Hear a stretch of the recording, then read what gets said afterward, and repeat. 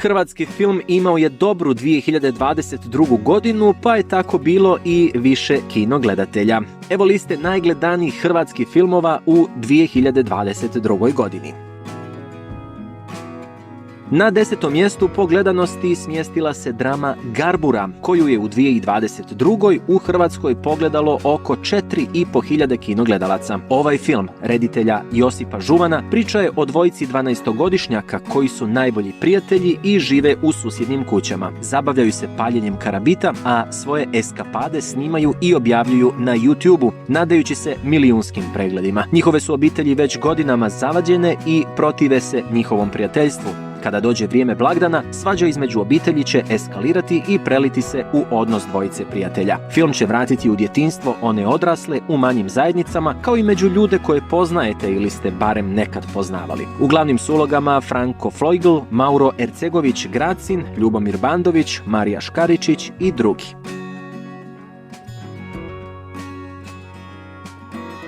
Oko 5.000 gledatelja u hrvatskim je kinima u 2022. pogledalo film Razgovor reditelja Dominika Sedlara. Temeljen na istinitoj priči, govori o susretu kojeg su u lipnju 1941. imala dva moćna čovjeka s vrlo suprotnim filozofijama i perspektivama o budućnosti njihove zemlje. Jedan je novoizabrani predsjednik Josip Broz Tito, a s druge strane stola bio je Alojzije Stepinac, poglavar Katoličke crkve u Hrvatskoj. Bio je to razgovor koji će oblikovati i Hrvatsku katoličku crkvu, ali i Hrvatsku državu. Pomalo kao šahovski meč, razgovor ide naprijed natrag cijelo vrijeme, a jedan čovjek pokušava nadmašiti i nadmudriti drugoga. Film je rađen na engleskom jeziku sa američkim glumcima Kasparom Philipsonom i Dylanom Turnerom u glavnim ulogama.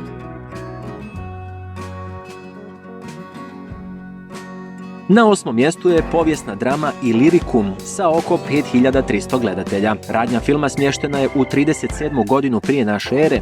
Mladi Liburn Volsus pridružuje se rimskoj jedinici na opasnom putovanju u jednu od najmračnijih regija carstva. Na izgled jednostavan zadatak sakupljanja poreza pretvorit će se u napet susret sa naoko pokorenim lokalnim ilirskim plemenima. Prvi je to film u svijetu snimljen na ilirskom i prvi hrvatski film na latinskom jeziku. Reditelj filma je Simon Bogojević Narat, a u njemu između čak 30 uloga glavne tumače Filip Križan, Gilbert Bardi i Robert Preville.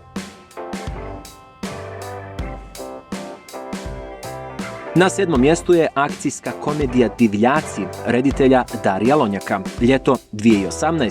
Svjetsko nogometno prvenstvo, u susret finalu u Moskvi, u hrvatskim gradovima vlada opće ludilo, a to je ludilo ponijelo i naše glavne junake, koji se odluče na pljačku kako bi nabavili novac za put u Rusiju. Bježeći od policije, prelaze granicu s Bosnom i Hercegovinom, pa u šumi zalutaju u teroristički kamp.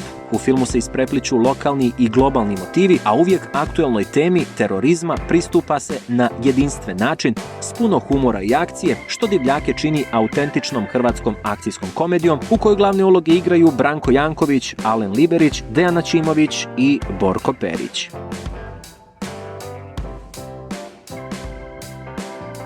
Sigurno najoriginalnije i najčudnije filmsko ostvarenje koje je hrvatska kinematografija proizvela posljednjih godina nosi naziv Stric i u kinima ga je u 2022. pogledalo skoro 7.000 ljudi. Film govori o stricu iz Njemačke koji jednu obitelj kontinuirano iz dana u dan primorava na reproduciranje Božića i usiljene blagdanske atmosfere. Krajem 80-ih majka, otac i sin sretni dočekuju svog voljenog strica koji se vraća kući za blagdane iz Njemačke. Stric dijeli poklone te slijedi tradicionalni hrvatski božićni ručak, purica s mlincima i francuskom salatom. Obiteljsku idilu prekida zvonjava najnovijeg pametnog telefona. Ubrzo postaje jasno da vrijeme radnje nisu 80-te, te da čak i nije 25. prosinca. Režiju potpisuju David Kapac i Andrija Mardešić, u glavnim su ulogama Predrag Miki Manojlović, Ivana Roščić i Goran Bogdan.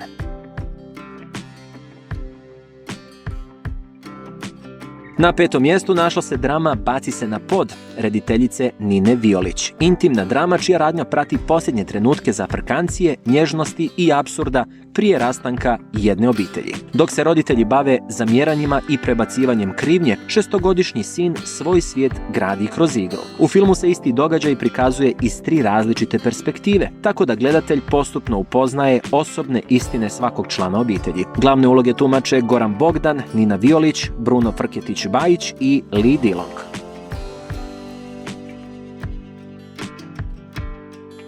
4. mjesto zauzeo je ovogodišnji hrvatski kandidat za Oskara, film Sigurno mjesto reditelja Jurija Lerotića. Traumatski događaj, iznenadni pokušaj suicida otvara procjep u svakodnevnom životu tročlane obitelji. Njihov život se mijenja iz temelja, kao da su uvučeni u rat nevidljiv svima ostalima. Radnja je reducirana na ono najakutnije, kratak vremenski period i situaciju koja se zvodi na najvažnije – spasiti bližnjega. Film se temelji na osobnom iskustvu autora, koji ujedno igra i glavnu ulogu. Film je nagrađen brojnim nagradama, među ostalim u Lokarnu i Sarajevu.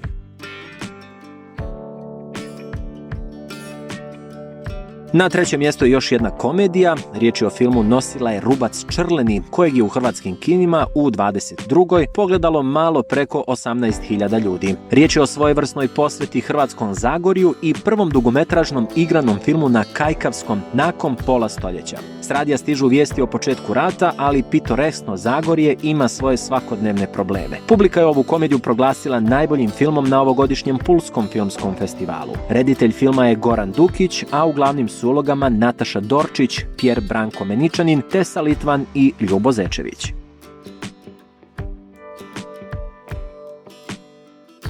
Drugo mjesto pripalo je ratnoj drami 6. autobus reditelja Eduarda Galića, kojeg je pogledalo preko 30.000 kinoposjetilaca. Film se bavi vukovarskim misterijem nestanka takozvanog 6. autobusa, kojim su zarobljeni hrvatski vojnici i ranjenici odvezeni iz vukovarske bolnice, a čija sudbina nije poznata ni nakon gotovo 30 godina. Mlada žena pokušava shvatiti kako je nestao čovjek iz njene prošlosti koji nikad nije pronađen. Prvog vikenda prikazivanja pogledalo ga je preko 18.000 gledatelja, što je najbolje otvaranje hrvatskog filma 2022. ali i 4. najbolje otvaranje hrvatskog filma svih vremena. Glavne uloge tumače Marko Petrić, Zala Đurić, Rade Vulin, Živko Anočić, Pavla Matuško i Ozren Grabarić.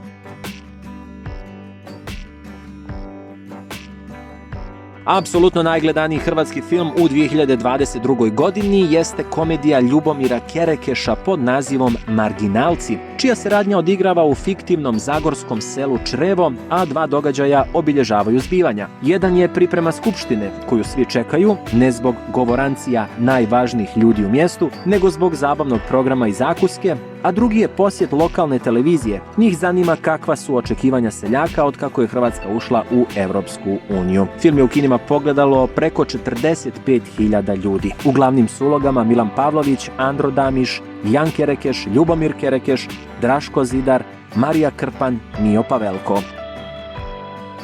To je bila lista najgledanijih hrvatskih filmova u kinima u 2022. godini. Na našem kanalu pogledajte i video o najgledanijim srpskim i stranim filmovima u 2022. kao i o najboljim domaćim i stranim serijama.